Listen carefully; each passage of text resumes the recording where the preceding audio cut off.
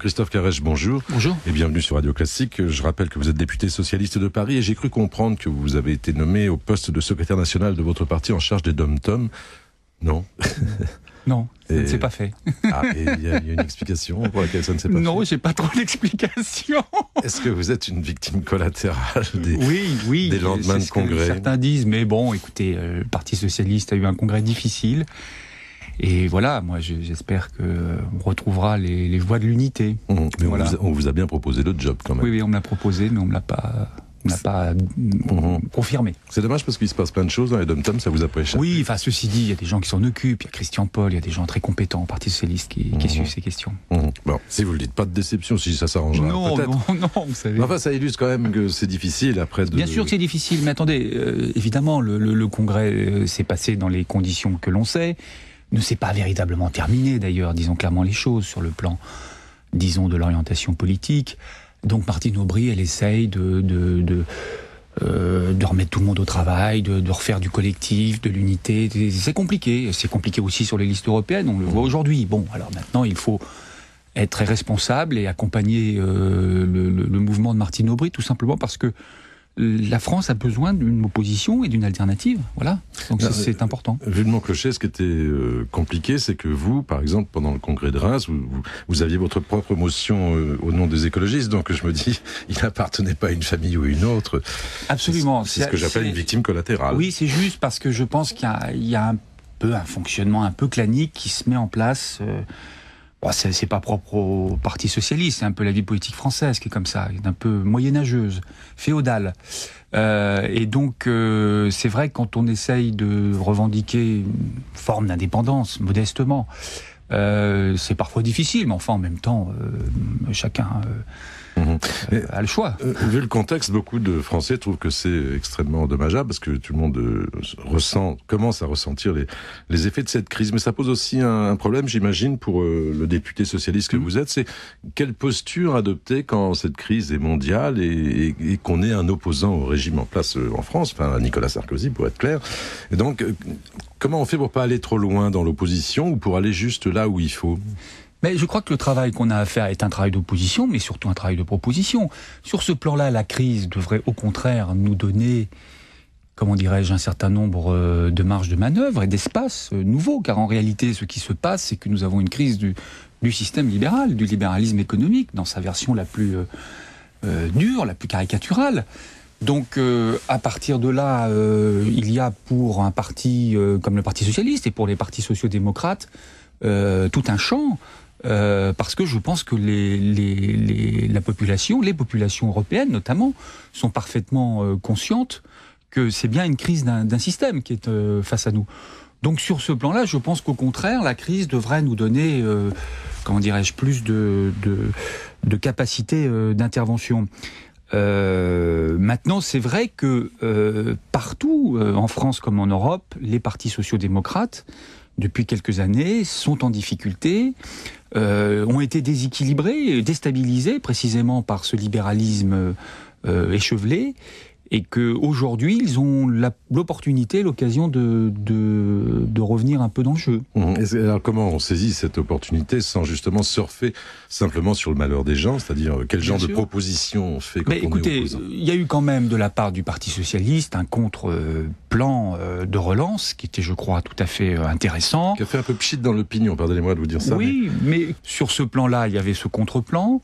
La crise, c'est la question européenne. Moi, ce que je note, c'est que les partis sociaux-démocrates européens ont réussi à faire une plateforme commune qui s'appelle le Manifesto. Là aussi, peut-être qu'on n'en a pas encore beaucoup parlé, mais c'est vraiment très intéressant parce que pour la première fois, les partis socialistes au niveau européen sont unis sur un texte, sur une orientation assez dynamique, vraiment forte.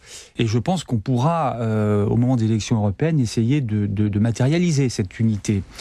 Donc, il y a aussi dans cette crise, pour un parti comme le Parti socialiste, des éléments qui doivent lui permettre de mieux faire entendre son message. Mais là, on revient à la discussion de départ, c'est-à-dire que les européennes, c'est en juin, donc c'est dans pas longtemps. Oui. Puis on sent que c'est pas évident. Je pense à Vincent Peillon, je pense qu'il y a des soucis quand même. Il y a les listes, c'est toujours un moment difficile, faut être honnête là-dessus, c'est un moment difficile. En plus, ces listes ont été régionalisées à travers des régions qui sont très artificielles. Bon, Alors il y a toujours évidemment une confrontation entre le niveau central, le parti socialiste, j'allais dire au niveau national, et puis les réalités régionales. Bon, voilà, est-ce qu'il faut en faire beaucoup plus? Je sais pas, j'espère que les listes seront validées. Moi j'ai vu qu'il y avait quand même sur ces listes pas mal de renouvellement, il y a pas mal de diversité aussi. Donc il y a un effort qui a été fait. Donc voilà, moi je pense que ce sont des péripéties. Alors en attendant, Christophe Carrèche, vous êtes député, donc il se passe plein de choses. On a l'impression que ça n'arrête jamais. D'ailleurs au Palais Bourbon, on vote des choses, enfin on étudie des textes dans l'urgence, donc ça c'est bien. Mais ça tique par exemple sur la réforme pénitentiaire. Oui. Alors, qu'est-ce qui tique? C'est le contenu ou c'est la façon dont le texte arrive devant les parlementaires? Mais il y a deux choses. D'abord, il y a une contradiction dans laquelle le gouvernement et la ministre que j'écoutais hier au Sénat, enfin j'ai regardé ce qu'elle avait dit. Le problème des prisons, c'est en grande partie le problème de la surpopulation carcérale. Nous sommes la honte de l'Europe. Bien sûr, c'est-à-dire qu'on a entassé des détenus sans se préoccuper de la manière dont ils étaient accueillis, entre guillemets. Bon. Le premier problème, c'est la surpopulation carcérale. Or, depuis maintenant quelques années, on a une politique pénale qui a été durcie considérablement et qui a amené plus de peines carcérales. Donc, c'est-à-dire que la solution, ça serait de moins envoyer en prison? Oui, vous ne pouvez pas simplement faire une loi pénitentiaire sans vous préoccuper de la question de la politique pénale. Il y a eu notamment deux éléments qui pèsent énormément sur la surpopulation aujourd'hui. La suppression de la grâce présidentielle, personnellement, j'y étais favorable, mais elle a eu des conséquences très lourdes, parce que la grâce présidentielle permettait tous les ans, au mois de juillet, quand même d'avoir une sorte de soupape, quoi. Bon. Donc ça a été supprimé, et donc ce qui fait que nous avons depuis maintenant 2 ans une augmentation continue, régulière de la population carcérale. Deuxième point, il y a eu aussi l'adoption d'un dispositif qui s'appelle les peines planchers, j'ai fait un rapport à l'Assemblée nationale là-dessus, qui a aussi eu pour conséquence d'augmenter le nombre de détenus. Donc là, il y a manifestement un problème, et même avec des plans de construction de places nouvelles, etc. De toute façon, on sait qu'à court terme, cette question de la surpopulation, elle continuera à se poser.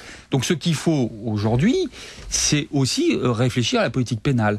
Alors notamment en développant tout ce qui est peine alternative, et disons une politique pénale qui soit plus réaliste. Pour être tout à fait clair sur ce sujet, Christophe Carrèche, j'écoutais il n'y a pas si longtemps Robert Badinter, donc qui expliquait que de tout temps, les prisons, c'est pour ça que je dis que c'est la honte de la France, parce que ça passe, c'est jamais la priorité de quelque gouvernement que ce soit, puisqu'il y a toujours plusieurs gens. On s'occupait effectivement avant des chômeurs, on s'occupait avant des personnes âgées, on s'occupe des hôpitaux, donc ça c'est un peu la quadrature du cercle, non, sur ce sujet?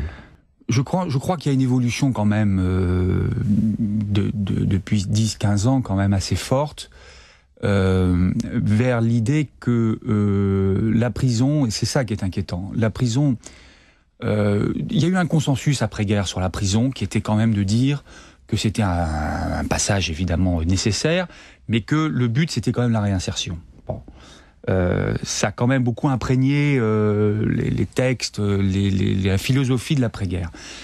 Depuis 15-20 ans, depuis finalement aussi un durcissement de la délinquance, il faut dire clairement les choses, il y a quand même une autre conception qui est en train de se faire jour, et qui est celle de dire la prison c'est un moyen de neutraliser les individus. Bon. Et on le voit par exemple avec l'idée que on pourrait laisser des individus pendant pratiquement toute leur vie sous main de justice, alors qu'ils n'ont pas commis nécessairement d'actes délictueux. Bon, donc il y a quand même un glissement qui est très préoccupant vers une conception comment dirais-je, de neutralisation et non pas simplement de réinsertion. C'est un débat qu'on va suivre donc à l'occasion de ce projet de réforme. Un tout dernier mot et rapidement s'il vous plaît Christophe Carrèche.